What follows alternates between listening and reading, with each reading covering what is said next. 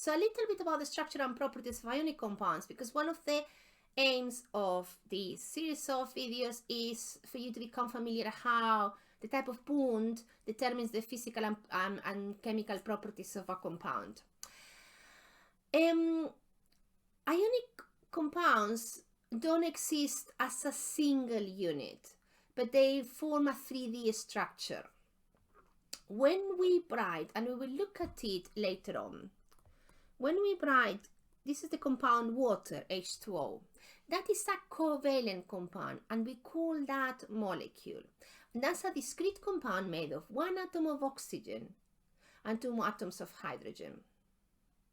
However, when I write the compound NaCl, sodium chloride, common salt, table salt, although I'm only writing one atom of sodium and one atom of chlorine, that's an ionic compound, and it's made of sodium ions, and it's made of chloride and ions.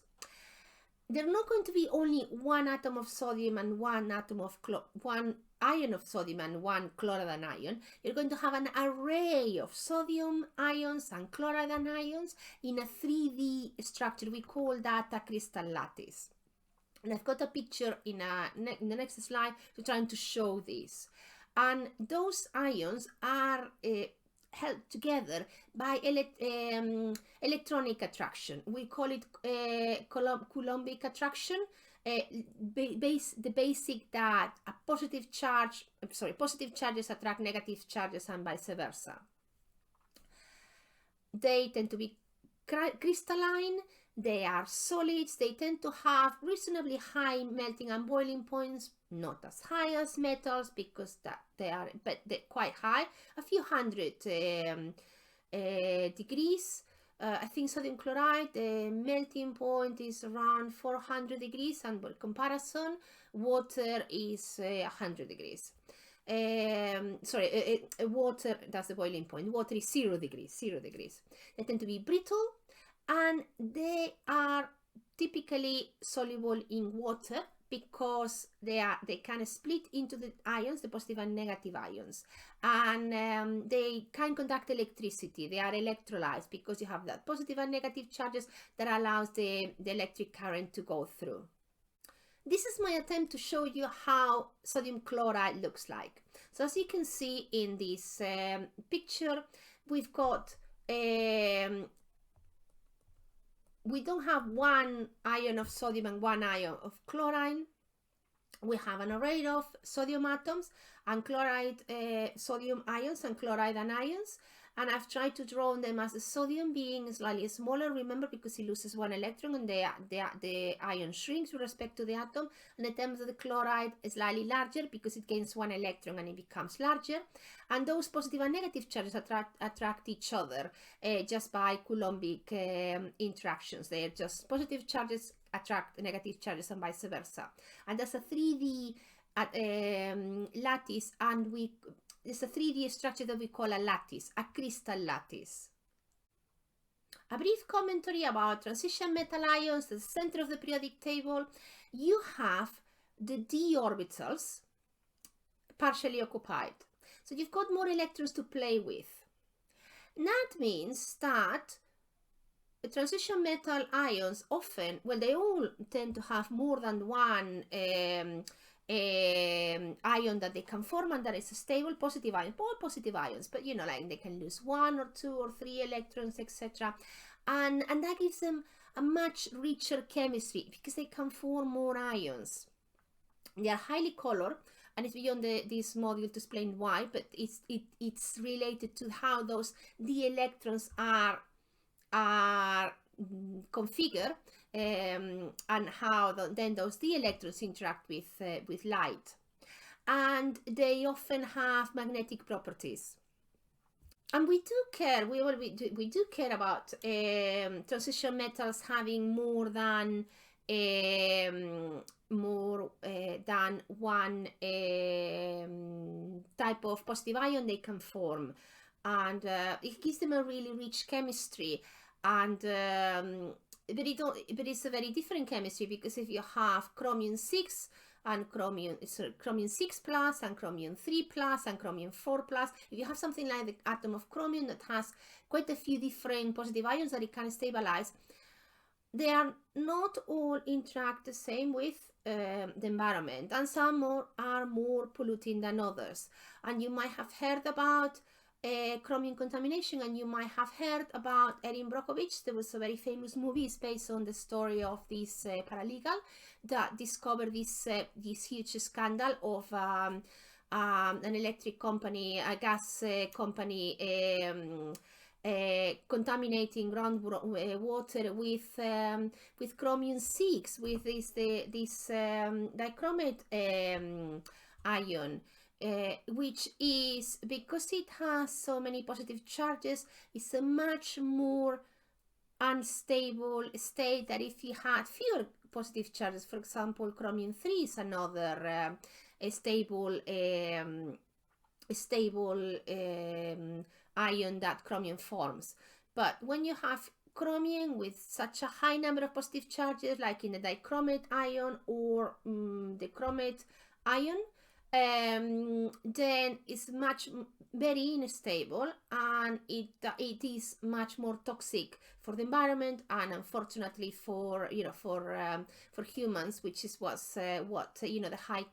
It is carcinogenic, and it can create serious problems with pollution. So we do spend a lot of time looking at the different ions that metals form, and specifically transition metals, because they create so many and they have different stabilities, and they not all interact the same with environment. In these last couple of slides, I want to talk a little bit about how to name ionic compounds. I don't expect you to name them, to know how to name them, but it will be useful that you're familiar with how they are named. So when you see a scientific name, the name of a compound, that might give you an indication of whether that that compound is ionic or covalent. In an ionic compound, you name the metal first.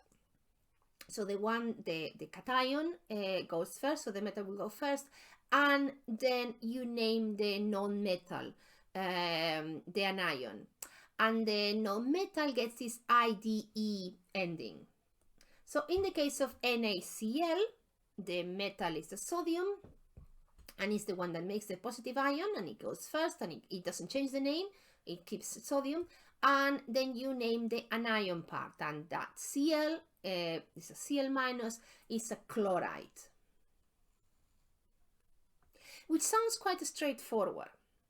The difficulty happens when you have metals, for example the transition metals, that can have more than one type of ion they can make. So for example, I've got here iron, and iron can stabilize quite well two different types of ions. So with 2 positive charges, having lost 2 electrons, and with 3 positive charges, having lost 3 electrons.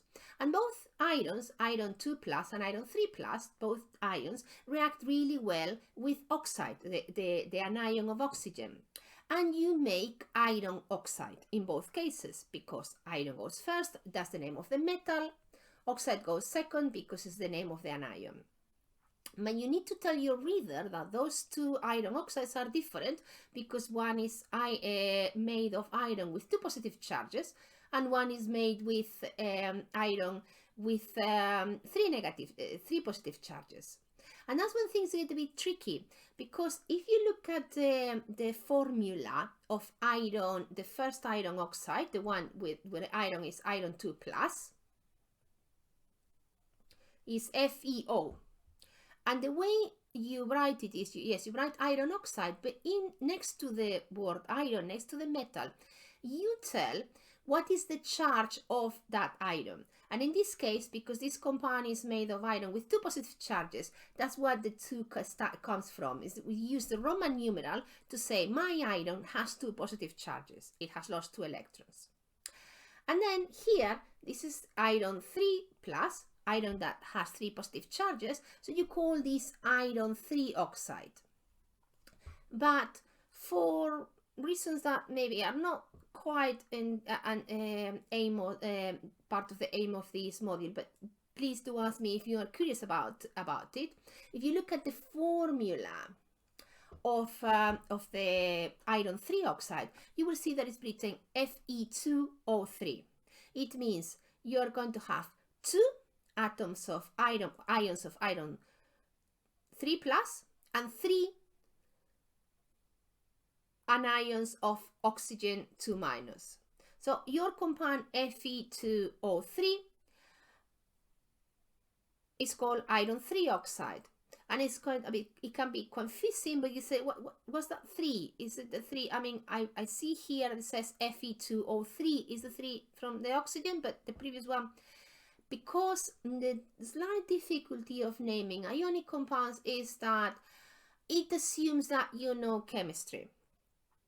It assumes that you know that this compound written FeO comes from iron 2 plus, and that's where you get the 2.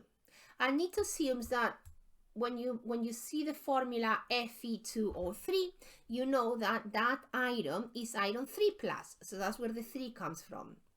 So I suppose the point I'm trying to make is not that I'm expecting you to know these things, but when you look at these type of names that have a Roman numeral in the structure, in the name, that is a clear indication that what you are looking at is an ionic compound, and that ionic compound comes from a metal that has more than one possible positive cation that it can form.